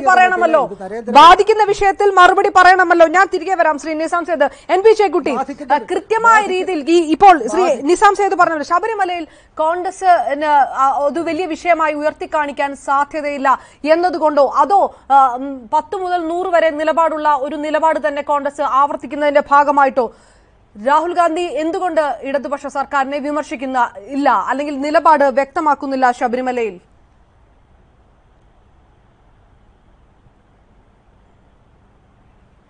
ശബരിമലയുടെ കാര്യത്തിൽ എന്ത് വിശദീകരിക്കാനുള്ളത്? ശബരിമലയുടെ വിഷയം യഥാർത്ഥത്തിൽ ശബരിമലയുടെ നട പൂട്ടിക്കഴിഞ്ഞു. ഇനിയിപ്പം നട തുറക്കുന്നത് വരെ അവിടെ പ്രത്യേകിച്ച് പ്രശ്നങ്ങളൊന്നുമില്ല. മാത്രമല്ല, സുപ്രീം കോടതിയുടെ മുമ്പിൽ ആ കേസ് വീണ്ടും പരിശോധനയ്ക്ക് വരികയാണ്. സുപ്രീം കോടതി അക്കാര്യത്തിൽ ഒരു നിലപാടെടുക്കും. സ്വാഭാവികമായിട്ടും അതിനെ തുടർന്ന് ചർച്ച വരും. ഇന്നുള്ള രാഷ്ട്രീയ സാഹചര്യം നരേന്ദ്രമോദിക്ക് മാത്രമാണ് അതിലൊരു താല്പര്യമുള്ളത്. നരേന്ദ്രമോദിക്ക് ഒരു താല്പര്യം കാരണം എന്താ വെച്ച് കഴിഞ്ഞാൽ അദ്ദേഹത്തിന് വേറെ പറയാൻ കേരളത്തിലൊന്നും പറയാനില്ല. ദേശീയ രാഷ്ട്രീയത്തിൽ അദ്ദേഹത്തിന് നേട്ടങ്ങളായിട്ടൊന്നും പ്രത്യേകിച്ച് അവതരിപ്പിക്കാനുമില്ല.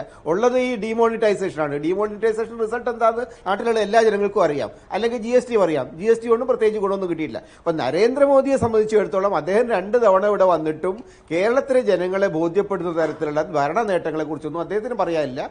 അതുകൊണ്ടാണ് ശ്രീധരൻപിള്ളയും സംഘവും പറഞ്ഞത് നമുക്കൊരു സുവർണാവസരം കൈവന്നിരിക്കുന്നു, ജനങ്ങളോട് പറയാനൊരു അവസരം കിട്ടിയിരിക്കുന്നു, അതുകൊണ്ട് അതിന്റെ പേരിൽ ഈ ശബരിമല വിഷയവുമായിട്ട് എടുത്തു ഉയർത്തി പിന്നെ കുറച്ച് ആളുകളെ പിന്തുണയും കിട്ടി. അങ്ങനെ ആ ഒരു വിഭാഗം ആളുകളുടെ പിന്തുണ കിട്ടിയിട്ടുണ്ട്. NSSന്റെ പിന്തുണയും കാര്യമായിട്ട് അവർ കിട്ടിയിട്ടുണ്ടെന്ന് ഞാൻ മനസ്സിലാക്കുന്നത്. അതിനപ്പുറത്ത് കേരളീയ സമൂഹത്തെ വിഭജിക്കുന്ന തരത്തിൽ എങ്ങനെയാണ് ശബരിമല ഒരു പ്രശ്നമാകുന്നത്? ശബരിമലയെ സംബന്ധിച്ച് ഹിന്ദു സമുദായത്തിനകത്ത് പല ആളുകൾക്കും പല വ്യത്യസ്തമായ അഭിപ്രായങ്ങളുണ്ട്. അതിനൊന്നും ഒരു ഏകീകൃത രൂപമൊന്നുമില്ല. ശബരിമലയിൽ സ്ത്രീകൾ പ്രവേശിക്കണോ വേണ്ടയോ, പ്രവേശിക്കുന്ന എത്ര വയസ്സുള്ളവർക്ക് പ്രവേശിക്കാം, എപ്പോൾ പ്രവേശിക്കാം, ഇത്തരം കാര്യങ്ങളെ കുറിച്ച് നിരന്തരമായിട്ടുള്ള ഭിന്നതകൾ ഉണ്ട്, ചർച്ചകൾ നടക്കുന്നുണ്ട്. അതിനെ സംബന്ധിച്ച് സുപ്രീം കോടതി ഒരു നിലപാട് എടുത്തിട്ടുണ്ട്. ആ നിലപാട് പരിശോധിക്കുകയോ തിരുത്തുകയോ എന്നുള്ളത് നമുക്കറിയില്ല. അപ്പൊ അത്തരം കാര്യങ്ങളിൽ എന്ത് വിഷയമാണ് ഇപ്പൊ ചർച്ച ചെയ്യാനുള്ളത്? സ്വാഭാവികമായിട്ടും ആ വിഷയത്തെക്കുറിച്ച് കേരളീയ സമൂഹത്തിനകത്ത് എല്ലാ വിഭാഗം ആളുകൾക്കിടയിൽ അഭിപ്രായ വ്യത്യാസമുണ്ട്. കോൺഗ്രസിന് അകത്ത് അഭിപ്രായ വ്യത്യാസമുണ്ട്, വിവിധ പാർട്ടികൾക്കിടയിൽ അഭിപ്രായ വ്യത്യാസമുണ്ട്, സമൂഹത്തിനിടയിൽ അഭിപ്രായ വ്യത്യാസമുണ്ട്. അപ്പൊ അതുകൊണ്ട് അഭിപ്രായ വ്യത്യാസങ്ങളെ കുറിച്ചല്ല ഫോക്കസ് ചെയ്തൊരു പൊസിഷൻ എടുക്കുകയാണെങ്കിൽ ബിജെപിയുടെ ദുർഭരണവുമാണ് ഇന്നത്തെ സാഹചര്യത്തിൽ കോൺഗ്രസിനെ സംബന്ധിച്ചിടത്തോളം, കോൺഗ്രസ് ദേശീയ നേതൃത്വത്തെ സംബന്ധിച്ച് പ്രധാനം. ഇനി കേരളത്തിലെ വിഷയങ്ങളുണ്ട്, കേരളത്തിലെ നേതാക്കൾക്ക് പറയുകയും ചെയ്യാം. അത് അത്തരം വിഷയങ്ങളിലേക്ക്, പെരിഫറൽ ആയിട്ടുള്ള വിഷയങ്ങളിലേക്ക് രാഹുൽ ഗാന്ധി പോയിട്ടില്ല എന്നുള്ളത് ഞാനൊരു ഗൗരവമുള്ള വിഷയമായിട്ട് കാണുന്നില്ല. കേരളത്തെ സംബന്ധിച്ചിടത്തോളം, ജനങ്ങളെ സംബന്ധിച്ചിടത്തോളം ഏറ്റവും പ്രധാനപ്പെട്ട പ്രശ്നം ഈ ഭരണം കൊണ്ട് എന്തെങ്കിലും നേട്ടം ഉണ്ടായിട്ടുണ്ടോ, ഈ ഭരണം കൊണ്ട് ജനങ്ങളുടെ സ്ഥിതി എന്താണ്, ആ സ്ഥിതിയെക്കുറിച്ച് കൃത്യമായിട്ട് നമുക്ക് മനസ്സിലാക്കാൻ കഴിയുക രാജ്യത്തുള്ള യുവാക്കളുടെ അവസ്ഥ, തൊഴിലെടുക്കുന്ന ജനങ്ങളുടെ അവസ്ഥ, കർഷകരുടെ അവസ്ഥ, സ്ത്രീകളുടെ അവസ്ഥ, ആദിവാസികളുടെ അവസ്ഥ, ഈ വിഭാഗങ്ങളുടെ എല്ലാം പ്രശ്നങ്ങൾ നമ്മുടെ രാജ്യത്ത് കണ്ടുകൊണ്ടിരിക്കുകയാണ്. അത്തരം കാര്യങ്ങളിലേക്ക് ഫോക്കസ് ചെയ്തു എന്നുള്ളത് വളരെ ശരിയായിട്ടുള്ള ഒരു നിലപാടായിട്ടാണ് ഞാൻ കാണുന്നത്. കാരണം ജനങ്ങളെ യോജിപ്പിക്കുന്ന ഒരു രാഷ്ട്രീയമാണ് വേണ്ടത്. ബിജെപിയുടെ ജനങ്ങളെ ഭിന്നിപ്പിക്കുന്ന ഒരു രാഷ്ട്രീയം അല്ല ഈ നാട്ടിന് വേണ്ടത് എന്നൊരു സമീപനമാണ് ഇപ്പോൾ അദ്ദേഹം സ്വീകരിച്ചിരിക്കുന്നത്. അത് സ്വാഗതാർഹമാണ്. Shri K N Balagopal, N P Chekkutty പറഞ്ഞ വിഷയങ്ങൾ, സാധാരണ ജനങ്ങളെ ബാധിക്കുന്ന ആ വിഷയങ്ങളെല്ലാം അത് ആണ് പ്രധാനമായി വരേണ്ടത്, ഒക്കെ ശരിയാണ്.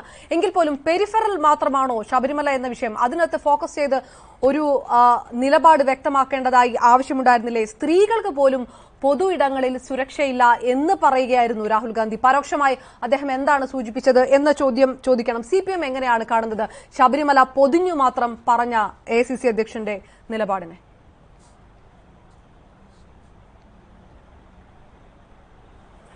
AICC അധ്യക്ഷൻ ഇവിടെ നേരത്തെ ചർച്ചയിൽ പലരും ചൂണ്ടിക്കാണിച്ചതുപോലെ ദേശീയ തലത്തിലെ ഒരു നേതാവാണ്. അദ്ദേഹത്തിന്റെ അഭിപ്രായങ്ങൾ കേരളത്തിനകത്ത് മാത്രമല്ല, ഇന്ത്യയിൽ മാത്രമല്ല, പുറത്തേക്കും പോകുന്നതാണ്. അപ്പോൾ അദ്ദേഹം കേരളത്തിലെ കോൺഗ്രസ് നേതാക്കന്മാർ എടുത്തതുപോലെ ഇപ്പോൾ എടുത്തുകൊണ്ടിരിക്കുന്നത് പോലൊരു സമീപനം പറഞ്ഞാൽ അദ്ദേഹത്തിന്റെ പാർട്ടിയുടെ മുഖം നമ്മുടെ രാജ്യത്ത് വികൃതമാകും. ഇവിടെ കേരളത്തിനകത്ത് നടന്ന കോൺഗ്രസിന്റെ സമരം സുപ്രീം കോടതി വിധി വന്നു. ആ വിധിയെ AICCയും സംസ്ഥാന നേതൃത്വവും BJPയുടെ സംസ്ഥാന അഖിലേന്ത്യാ നേതൃത്വങ്ങളും എല്ലാം പിന്തുണച്ചാണ്. അതേ പറയാൻ പറ്റൂ. ഇവിടെ പലതും ഇപ്പോഴും വന്ന് ന്യായീകരിക്കുന്ന കോൺഗ്രസ് നേതാക്കന്മാരുണ്ട്, അതിനെ സപ്പോർട്ട് ചെയ്യുന്ന ആളുകൾ പലരും ഉണ്ട്. അത് അവരുടെ സമീപനമാണ്. കാരണം പിന്നെ കൊടി വെച്ചിട്ട് കൊടി മാത്രം ഓഫീസിൽ സൂക്ഷിച്ചിട്ട് ഇതിന്റെ പ്രകടനത്തിന് കൂടെ പോകണമെന്ന് പറഞ്ഞു. ഏതായാലും ഭാഗ്യത്തിന് 3 സംസ്ഥാനങ്ങളിലെ തെരഞ്ഞെടുപ്പിന്റെ റിസൾട്ട് വന്നു. കോൺഗ്രസിന് അല്പം ഒരു ആശ്വാസം വന്നതുകൊണ്ടാണ്. അല്ലെങ്കിൽ രാമൻ നായരുടെ കൂടെ മറ്റു പലരും പോയേനെ എന്ന് നമുക്കറിയാം. ഇങ്ങനെയൊരു നിലപാടെടുക്കുകയും പാർലമെന്റിൽ ആണെങ്കിൽ അവിടെ പ്രത്യേകം അവിടെ ഓർഡിനൻസ് വേണമെന്ന് പറഞ്ഞുകൊണ്ട് കരിങ്കൊടി കറുത്ത ബാഡ്ജ് കുത്തിക്കൊണ്ട് ഇവർ നടത്തിയ പ്രവർത്തനങ്ങൾ കേരളത്തിലെ MPമാരെ UDFന്റെ MPമാരെ അഖിലേന്ത്യാ നേതൃത്വം തന്നെ തടഞ്ഞതടക്കമുള്ള ഇങ്ങനെ ചെയ്യാൻ പാടില്ല എന്ന് പറഞ്ഞടക്കമുള്ള വാർത്തകൾ ഇവിടെ വരുന്നു. അപ്പൊ അതാണ് സ്ഥിതിയിരിക്കെ കോൺഗ്രസിന്റെ നേതാക്കന്മാർ ഇങ്ങനൊരു നിലപാടെടുക്കുന്നത് തെറ്റാണ് എന്ന് രാഹുൽ ഗാന്ധിക്ക് അറിയാം. ആദ്യം അദ്ദേഹം പറഞ്ഞു എന്റെ അഭിപ്രായം വ്യത്യസ്തമാണ്, കേരളത്തിലെ നേതാക്കന്മാരെടുത്ത അഭിപ്രായം അവിടുത്തെ ഒരു അനുഭവം വെച്ചായിരിക്കും, ഞാൻ വേറൊന്നും പറയുന്നില്ല. ഇവിടെ വന്നപ്പോഴും അതേ അഭിപ്രായം തന്നെ ആയിരിക്കും. കാരണം കേരളത്തിലെ കോൺഗ്രസ് നേതാക്കന്മാരെടുത്തത് ഇവിടെ പറഞ്ഞ ഇവര് പറയുന്ന ഭൂരിപക്ഷത്തിന്റെയും ന്യൂനപക്ഷത്തിന്റെയും എല്ലാവരുടെയും വോട്ട് കിട്ടാൻ വേണ്ടിയിട്ടുള്ള നാടകങ്ങളും ട്രിക്കുകളുമാണ്. അല്ലാതെ ഇവിടെ പറഞ്ഞതുപോലെ ഇന്ത്യയിലെ ജനങ്ങളുടെ ജീവിത പ്രശ്നങ്ങൾ മുന്നോട്ട് വെച്ചിട്ടുള്ള രാഷ്ട്രീയം പറയാൻ കോൺഗ്രസ് തയ്യാറല്ല. അങ്ങനെ രാഷ്ട്രീയം പറഞ്ഞ് മുന്നോട്ട് പോകാൻ തയ്യാറല്ല എന്നുള്ളത് കൊണ്ട് തന്നെയാണ് കേരളത്തിലെ കോൺഗ്രസ് നേതാക്കന്മാർ അങ്ങനെ സമീപനം എടുത്തത്. എന്തായാലും അങ്ങനൊരു സമീപനം എടുത്താൽ രാഹുൽ ഗാന്ധിയെ പോലൊരാൾക്ക് അഖിലേന്ത്യാ അടിസ്ഥാനത്തിൽ ഈ കാര്യം പറഞ്ഞിട്ട് മറ്റുള്ളവരുടെ മുന്നിൽ മുഖം കാണിക്കാൻ പറ്റില്ല എന്നുള്ളത് കൊണ്ടാണ് മനഃപൂർവ്വം അദ്ദേഹം ആ കാര്യത്തെ ഒഴിവാക്കിയത്. കാരണം കേരളത്തിലെ കോൺഗ്രസ് നേതാക്കന്മാർ എടുക്കുന്നത് അങ്ങേയറ്റം തെറ്റായ ഒരു രീതി തന്നെയാണ് എന്നുള്ളത് കൊണ്ടാണ്. പ്രതിപക്ഷത്തിരിക്കുന്നവർക്ക് എന്തും പറയാം, പക്ഷെ അതിനപ്പുറം കഴമ്പുണ്ടായിരുന്നു രാഹുൽ ഇന്ന് കൊച്ചിയിൽ ഉയർത്തിപ്പിടിച്ച വാഗ്ദാനങ്ങൾ എന്ന ചോദ്യം കൂടി ബാക്കിയുണ്ട്. വളരെ പെട്ടെന്ന് തിരികെ വരാൻ പദ്ധതികളിലേക്ക് ഒരു ചെറിയ ഇടവേള. പ്രൈം ഡിബേറ്റ് തുടർന്നു. വീണ്ടും ശ്രീ അജയ് തറയിൽ, അധികാരത്തിലെത്തിയാൽ ആദ്യം നടപ്പിലാകാൻ പോകുന്നത് വനിതാ സംവരണ ബില്ല് എന്താണ് രാഹുൽ ഗാന്ധി പറഞ്ഞത്? 10 വർഷം UPA എന്തുകൊണ്ടത് നടപ്പാക്കില്ല എന്ന ചോദ്യം രണ്ടാമത്തേതാണ്. ആദ്യത്തെ ചോദ്യം, കേരളത്തിലെ കോൺഗ്രസ് നേതൃത്വം കരുതുന്നുണ്ടോ കഴിഞ്ഞ വർഷങ്ങളെ അപേക്ഷിച്ച് ഇത്തവണ സ്ഥാനാർത്ഥി പട്ടിക പ്രഖ്യാപിക്കുമ്പോൾ സ്ത്രീകൾക്ക് കൂടുതൽ അവസരങ്ങൾ ഉണ്ടാകുമെന്ന് താങ്കളെങ്കിലും കരുതുന്നുണ്ടോ?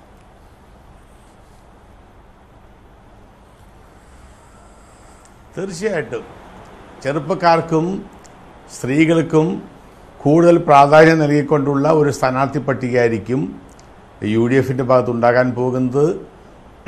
ഞാൻ ഒരു കാര്യം ഒന്നെന്ന് ശ്രീ ബാലഗോപാലോട് സൂചിപ്പിച്ചു. രാഹുൽ ഗാന്ധി ഇന്ത്യയിലെ ദേശീയ പ്രശ്നങ്ങളെ അഡ്രസ്സ് ചെയ്തില്ല എന്ന്. അദ്ദേഹം ഏത് ചെവി കൊണ്ടാണ് ആ പ്രശ്നം കേട്ടതെന്നറിയില്ല. രാഹുൽ ഗാന്ധി ആദ്യം പറഞ്ഞത് മിനിമം വേജസ് ഗ്യാരണ്ടി നടപ്പാക്കുമെന്നാണ് അദ്ദേഹം പറഞ്ഞത്. അത് വെറുതെ ഒരു വാക്കല്ല. കാരണം ഇന്ത്യയിൽ മിനിമം വേജസ് തൊഴിലവകാശ നിയമം കൊണ്ടുവന്ന് ഇന്ത്യയിലെ ജനങ്ങൾക്ക് ഒരു വർഷം 150 ദിവസം മിനിമം വേജസോടുകൂടെ തൊഴിൽ ഉറപ്പാക്കിയ ഒരു ഗവൺമെന്റിന്റെ വക്താവാണ് ശ്രീ രാഹുൽ ഗാന്ധി. അതുപോലെ ഇന്ത്യയിലെ 90,000 കോടി രൂപയുടെ കാർഷിക കടങ്ങൾ എഴുതി തള്ളിയ ഒരു ഗവൺമെന്റിന്റെ വക്താവാണ് ശ്രീ രാഹുൽ ഗാന്ധി. ഇന്ത്യയിൽ 12ാം ക്ലാസ് വരെ ഇന്ത്യയിലെ വിദ്യാഭ്യാസം സൗജന്യമാക്കിയ ഇന്ത്യയിലെ ഒരു ഗവൺമെന്റിന്റെ വക്താവാണ് ശ്രീ രാഹുൽ ഗാന്ധി. ഇന്ത്യയിലെ ഭാരത് ബനാവ് എന്ന് പറഞ്ഞുകൊണ്ട് ഇന്ത്യയിലെ എല്ലാ ഗ്രാമങ്ങളിലും വൈദ്യുതിയും റോഡ് കണക്ടിവിറ്റിയും ഇന്റർനെറ്റും ടെലിഫോണും ഉണ്ടാക്കിയ ഒരു ഗവൺമെന്റിന്റെ പ്രതി 50,000 കോടി രൂപയാണ് മൻമോഹൻ സിംഗ് ഗവൺമെന്റ് അതിനായി ചിലവാക്കിയത്. ഈ രാജ്യത്ത് വിദ്യാഭ്യാസ അവകാശ നിയമം, കാർഷിക കടങ്ങൾ എഴുതിത്തള്ളിയത്, പിന്നെ ഏറ്റവും ഭക്ഷ്യ സുരക്ഷാ നിയമം. ഇന്ത്യയിൽ ഒരു വ്യക്തി എനിക്ക് വിശക്കുന്നു എന്ന് പറഞ്ഞാൽ അവന് സൗജന്യമായി ഭക്ഷണം കൊടുക്കുന്ന ഭക്ഷ്യ സുരക്ഷാ നിയമം ഈ രാജ്യത്ത് കൊണ്ടുവന്നു. രാജീവ് ഗാന്ധി ആവാസ് യോജന എന്ന് പറഞ്ഞുകൊണ്ട് വീടില്ലാത്തവന് മുഴുവനും വീട് വെച്ചു കൊടുക്കാനുള്ള പദ്ധതി കൊണ്ടുവന്നു. ഇന്ത്യയെ പോലെ ഒരു രാജ്യത്ത് ഇത്രയും ലക്ഷക്കണക്കിന് കോടി രൂപയുടെ വികസന പദ്ധതികൾ നടപ്പാക്കിയ മൻമോഹൻ സിംഗിന്റെ ഗവൺമെന്റ് ആ ഗവൺമെന്റ് നടപ്പാക്കിയതിന്റെ പിന്തുടർച്ചയായി മിനിമം വേജസ് ഗ്യാരണ്ടി എന്ന് പറയുന്ന ഇന്ത്യയിലെ ജനങ്ങളുടെ കൈകളിലേക്ക് എല്ലാ ദിവസവും അവന് മിനിമം വേജസ് കിട്ടാവുന്ന ഒരു സ്ഥിതി ഉണ്ടാക്കാൻ ഞങ്ങൾക്ക് നിഷ്പ്രയാസം കഴിയും. അതുകൊണ്ടാണ് രാഹുൽ ഗാന്ധി അസംഘടിതമായി അക്കാര്യം പ്രഖ്യാപിച്ചത്. മിനിമം വരുമാനം അടക്കമുള്ള കാര്യങ്ങൾ ശ്രീ അജയ് തറയിൽ പറയുന്നു. ഒരല്പം മുൻപ്, കുറച്ച് മണിക്കൂറുകൾക്ക് മുമ്പ് മായാവതി പറഞ്ഞിരിക്കുന്നു, ഗരീബി ഹഠാവ് പോലെയുള്ള പൊള്ളയ വാഗ്ദാനമാണ് രാഹുൽ നടത്തുന്നത്. 2014 മോദി നടത്തിയതുപോലുള്ള അതേ വാഗ്ദാനമാണ് രാഹുൽ ഗാന്ധി നടത്തുന്നത് എന്ന്, തുക എല്ലാ പാവങ്ങളുടെയും ബാങ്ക് അക്കൗണ്ടിൽ എത്തിക്കുമെന്ന് അടക്കമുള്ളത് BJP ഒരു കാലത്ത് നടത്തിയ വാഗ്ദാനങ്ങളുടെ മറ്റേ പതിപ്പ് മാത്രമാണ് എന്നുള്ള ആരോപണങ്ങൾ പുറത്തുണ്ട്. എന്ത് കരുതുന്നു താങ്കൾ? അതും 10 വർഷം അടുപ്പത്തിരുന്ന വനിതാ സംവരണ ബിൽ നടപ്പാക്കുമെന്ന് കോൺഗ്രസ് അധ്യക്ഷൻ പറയുമ്പോൾ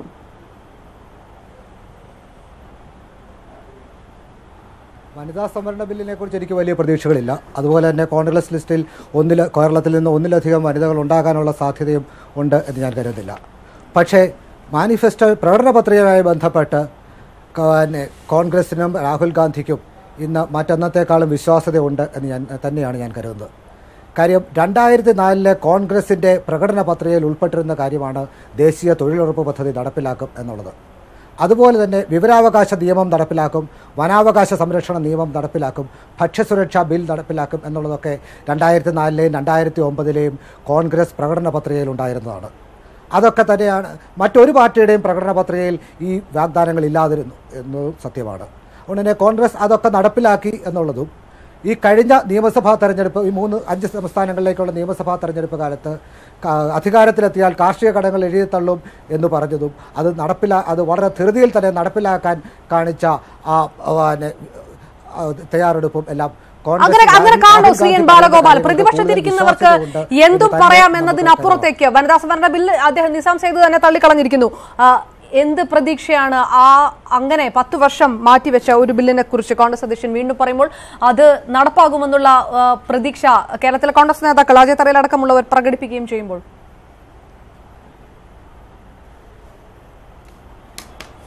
ആദ്യം ഒരു കാര്യം, പ്രകടന പത്രികയിലല്ല പറഞ്ഞിരുന്നത്. ഇടതുപക്ഷം ഉൾപ്പെടെ പിന്തുണ കൊടുക്കാൻ തീരുമാനിച്ചപ്പോൾ അന്ന് ഭരണത്തിനകത്ത് കയറുന്നില്ല, ഞങ്ങൾ മന്ത്രിമാരാവുന്നില്ല, മന്ത്രിസഭയിൽ കയറുന്നില്ല, പരിപാടികൾ നടപ്പിലാക്കണം ഈ ഗവൺമെന്റ്. ഇതിനകത്ത് കോമൺ മിനിമം പ്രോഗ്രാം എന്ന നിലയിൽ ഉണ്ടാക്കിയ കോമൺ മിനിമം പ്രോഗ്രാമാണ് നടപ്പിലാക്കിയത്. ആ കോമൺ മിനിമം പ്രോഗ്രാം നടപ്പിലാക്കുന്നതിന്റെ ഭാഗമായിട്ട് നടത്തിക്കൊണ്ടുവന്ന കാര്യങ്ങളുടെ ഭാഗത്ത് പിന്നെ ഉണ്ടായ ചർച്ചകളാണ്.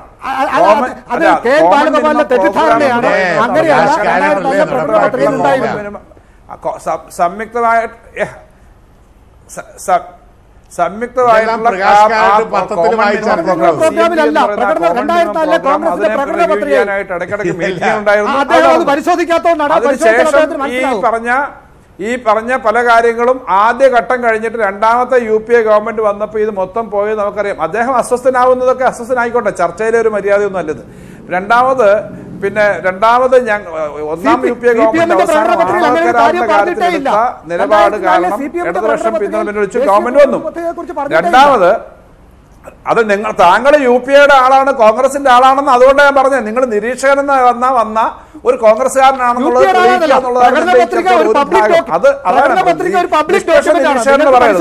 കോൺഗ്രസ്സുകാരനായ നിരീക്ഷകൻ എന്ന് പറയാം.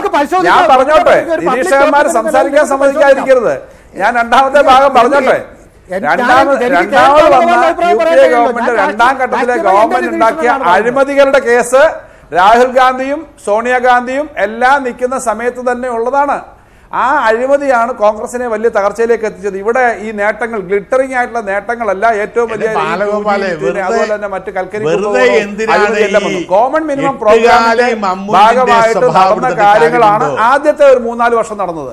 രണ്ടാമത്തെ ഇപ്പൊ അവര് പറയുന്നു, ഈ പറഞ്ഞ ഞങ്ങൾ അന്നേ ആവശ്യപ്പെട്ടതാണ് നമ്മുടെ ഈ വനിതാ സംവരണ നിയമം. വനിതാ സംവരണ നിയമം ഇപ്പൊ അദ്ദേഹം അത് പറയുന്നു, നല്ല കാര്യം, 15 ലക്ഷം രൂപ വെച്ചു. അത് ഈ കോൺഗ്രസിന്റെയും എല്ലാം ഇങ്ങനെ ഇദ്ദേഹത്തെ പോലെയൊക്കെയുള്ള ആളുകൾ ബഹളം ഉണ്ടായിക്കൊണ്ടിരുന്നു കഴിഞ്ഞാൽ മറ്റുള്ളവർക്ക് എങ്ങനെയാ പറയാൻ പറ്റില്ല. ഏതായാലും വാഗ്ദാനം വെക്കുന്ന നല്ല കാര്യം. കഴിഞ്ഞ വാഗ്ദാനങ്ങൾ നടപ്പിലാക്കുന്നതെന്ന് നമുക്ക് നോക്കാം. എന്തായാലും ഇന്ത്യയിൽ ഈ BJP അധികാരത്തിൽ നിന്ന് ഇറക്കി ഒരു പുതിയ സംവിധാനം ഉണ്ടാക്കാൻ വേണ്ടി ഒരുമിച്ച് പ്രവർത്തിക്കുകയാണ് വേണ്ടത്. അതനുസരിച്ച് കേരളത്തിലെ ഈ കോൺഗ്രസ്സുകാർ BJPയുടെ പുറകെ നടന്ന് അവർ നടത്തുന്ന അജണ്ടയുടെ പുറകെ നടക്കുന്നത് നിർത്തുക എന്നുള്ളതാണ് ഏറ്റവും പ്രധാനപ്പെട്ട കാര്യം. തീർച്ചയായും സമയപരിധികൊണ്ട് ഇടപെടുന്നു. കേരള രാഷ്ട്രീയവും ദേശീയ രാഷ്ട്രീയവും കാണാനിരിക്കുന്ന സമവാക്യങ്ങൾ ഒരുപക്ഷെ ഈ ചർച്ചയ്ക്കും എത്രയോ അപ്പുറമാണ്. വളരെയധികം നന്ദി ശ്രീ KN ബാലഗോപാൽ, അതോടൊപ്പം തന്നെ അജയ് തറേലി, സംസേദ്, ഒപ്പം ശ്രീ NP ചേക്കുട്ടി. കേരളത്തിലെ കോൺഗ്രസിന് രാഹുലിന്റെ വരവും വാക്കുകളും ഊർജ്ജമായോ എന്നാണ് ചോദിച്ചത്. അതെ എന്ന് 47%, അല്ല എന്ന് 53% പ്രേക്ഷകരും അഭിപ്രായപ്പെട്ടിരിക്കുന്നു. ഒരിക്കൽ കൂടി നന്ദി. അതിഥികളിലേക്ക് പൂർണ്ണമാകുന്നു പ്രൈം ഡിബേറ്റ്. നമസ്കാരം.